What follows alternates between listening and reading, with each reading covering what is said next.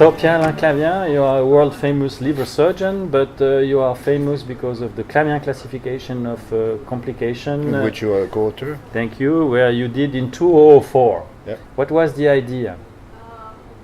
Well, the idea that was in fact to rescue or to work on a previous system that was based on the same philosophy, meaning that you have simple way of monitoring, recording complication after surgery based on the treatment that you have for the complication. Mm-hmm. And this was used by many people, mostly by us, not by others. And then we revisited that, you were part of that, and then we did a survey, etc., and we did something simple. And then for 2 or 3 years it was used a bit, and then it's been adopted in Asia and now in the US as a simple way of monitoring. Why has it been so easily adopted?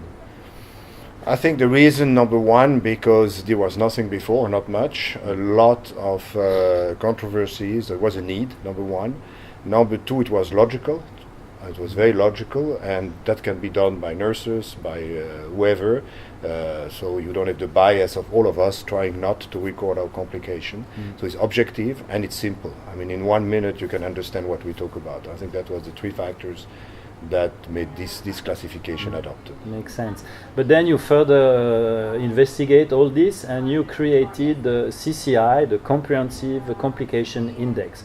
Can you explain us what's going on with this CCI? Well, with this system, with this grading system, we've had an ongoing interest in outcome research, and that's not easy for us surgeons because we have societies, epidemiology, so many people.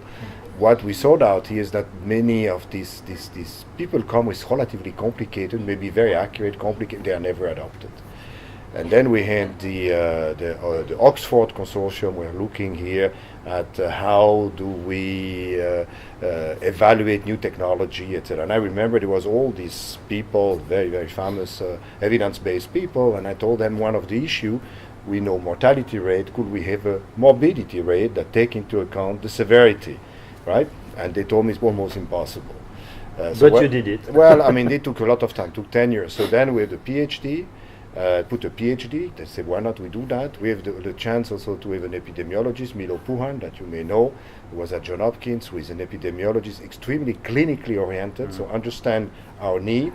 And then we started to take 2 or 3 years, did a lot of statistics, and I think the triggering factor was to realize in medicine it's extremely difficult to do anything, but you have another world where they are very interested in this kind of prediction, which is the economy.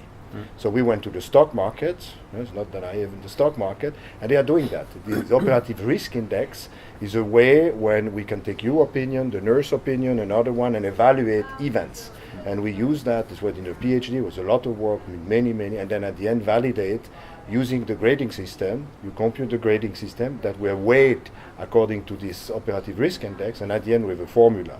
Then this formula range from 0 to 50,000. And then I was with him and I said that will never be adopted. How do you compare? We need 0 to 100. And then they did some mathematical, and then with 0, no complication, 100 deaths. And then the formula basically is done and been validated now in between to rank the morbidity. It sounds complicated. So is it for clinical application or rather for research? That's clinical application. Clinical application. I think this is really now, and I've seen now, you know, it's like the other one was not adopted in the beginning or used only by us.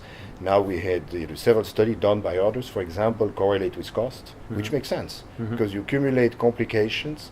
Complications are graded according to the treatment you need. So you have a very good correlation with cost, and that's in our hand. So we have the hospital economies, they come with complicated formula, and here, or easily on a computer, if we have it, we can have a correlation with cost. That's a paper that was presented recently at the European Surgical and will be published. Now we'll see how it's validated, but basically it goes across system, across healthcare system, and in our hand to really evaluate the cost. So that's so very practical. I think that's exactly what we try to do, is to be practical. Okay. Then, what is your further research in these topics? Do you plan something? Do you plan something predictive? What do you mean by predictive? Well, predictive that you can, based on the comorbidities of a patient, his operation, have a prediction of his risk of complication. That's the work that was done, I think 5 years ago by Dr. von Lanten was published that. We're looking at different factors, and the single most important factor in cost is complication.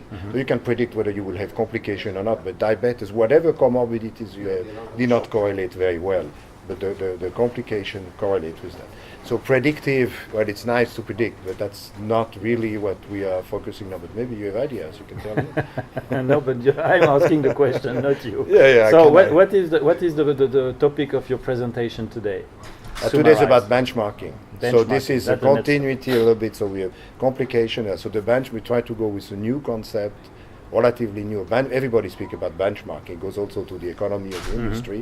So the idea here is how do you compare results of whatever procedure, let's say pancreas surgery, between this center, other centers, Asia, etc. So we designed a study on this, taking them to try to identify, in fact, the low-risk cases in high-volume centers, so the ideal cases, and then we look at the outcome.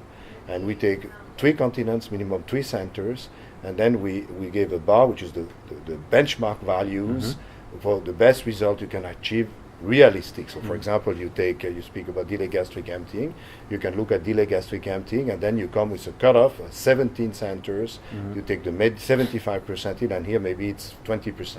That's the cutoff. So everybody can compare to, that's the benchmarking of the. So that's the situation. future in analysis. Well, I mean, they take time that people understand. They go bit understand. Or they may adopt it or not. I don't know. They either are okay.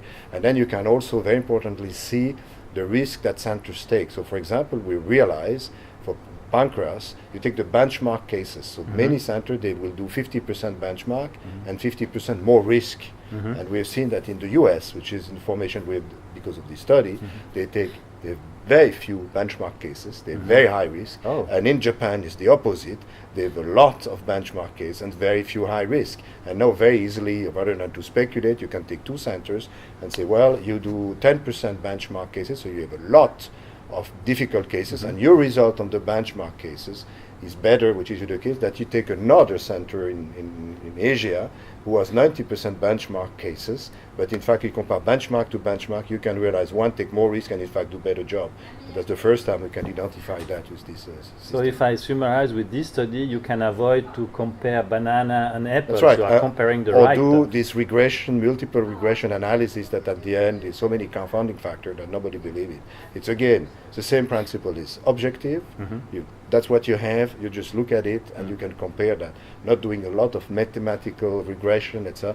And then at the end, nobody's convinced. And this is for all kind of specialties? Or well, we start in our field. So we started with HPD. living donor. We have started now because the colleague is on esophagectomy. Okay. Now the other center who are doing it. But that's a lot of work because you need many centers, you need the data. Because if you don't evacuate data, then you can have good conclusions. So that's a huge amount of work. Another one that will come with the liver transplant, was just published in the Alain last month. And now we are doing pancreas. So congratulations. Looking Thank forward that it will be applied widely. I hope they apply Thanks, in my Lausanne friend. at least. Thanks, my friend. Okay.